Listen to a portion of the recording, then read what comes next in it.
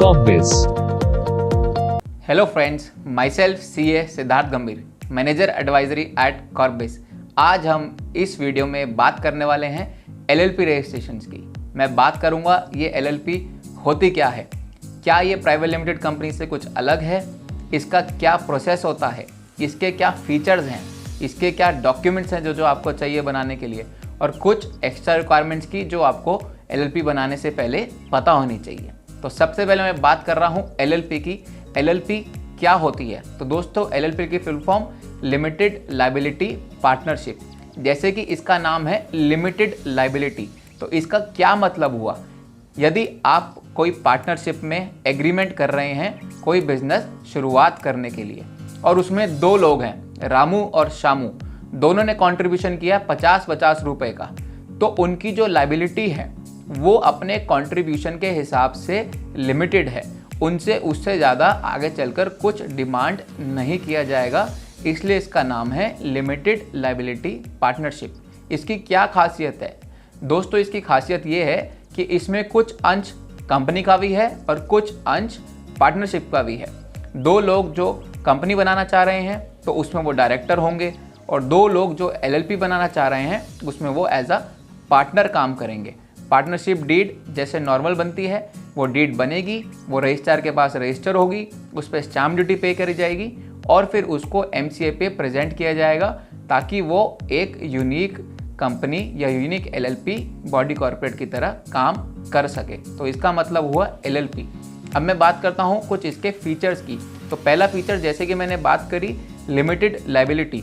दोनों पार्टनर्स की लायबिलिटी जो है वो लिमिटेड रहेगी टू द कैपिटल कंट्रीब्यूटेड। जो उन्होंने कैपिटल कंपनी में डाली, LLP में जो उन्होंने कैपिटल डाली, उनकी लायबिलिटी, उनकी देनदारी उसी के हिसाब से कंट्रीब्यूट या कैलकुलेट करी जाएगी। उसके बाद मैं बात करता हूँ मिनिमम कैपिटल रिक्वायरमेंट की। तो क्या ऐसी कोई मिनिमम कैपिटल रिक्वायरमेंट है जो आपको चाहिए LLP बनाने के लिए? तो इसका आंसर है नो, ऐसी कोई भी मिनिमम कैपिटल रिक्वायरमेंट नहीं है। इसका क्या डिफरेंस है प्राइवेट लिमिटेड से?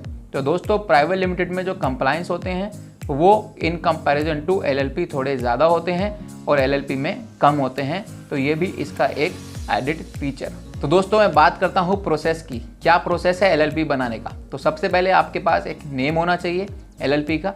वो नेम जो यूनिक हो सकता है, आप उसको सजेस्ट कर सकते हैं, उसको आप देख सकते हैं। नेम के साथ साथ उसके बाद दो पार्टनर्स के DSC बनेंगे, उनके डिन बनेंगे, एक LLP एग्रीमेंट बनेगा। LLP एग्रीमेंट में लिखा जाएगा कि दोनों पार्टनर्स का कंट्रीब्यूशन कितना कितना है।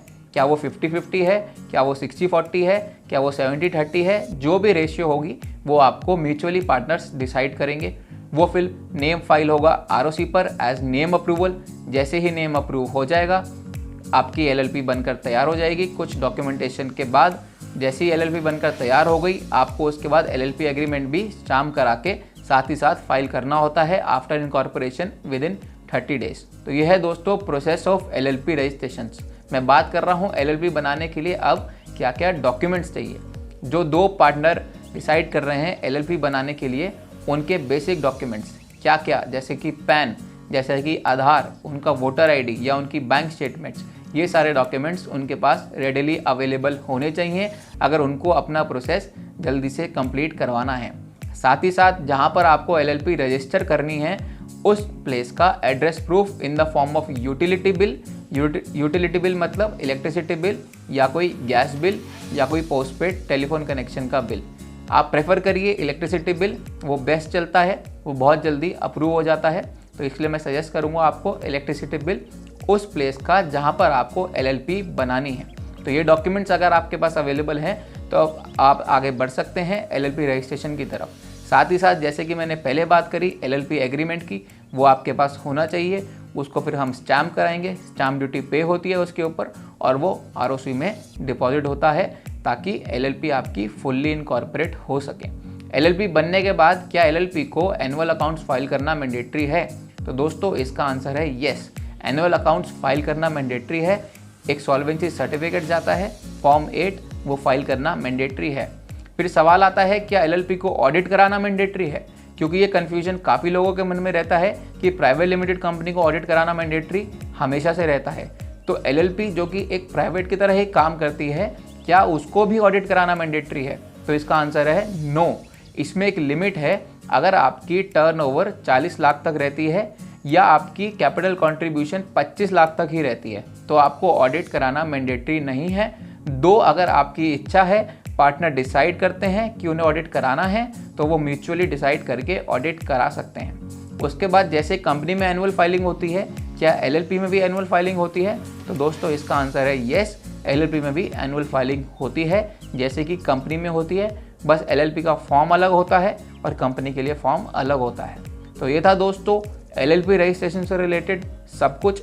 जो बातें मैंने करी ये आपको वीडियो के डिस्क्रिप्शन में मिल जाएंगी, आप उसे पढ़ सकते हैं। जो आपके मन में डाउट्स आएँ आप कमेंट सेक्शन में हमसे पूछें, उसका टाइमली रिप्लाई आपको पक्का से मिल जाएगा। हम फिर मिलेंगे एक नई वीडियो के साथ बहुत जल्द। तब तक के लिए अपना बहुत ध्यान रखिए। Stay home, stay healthy and take care. Thank you so much.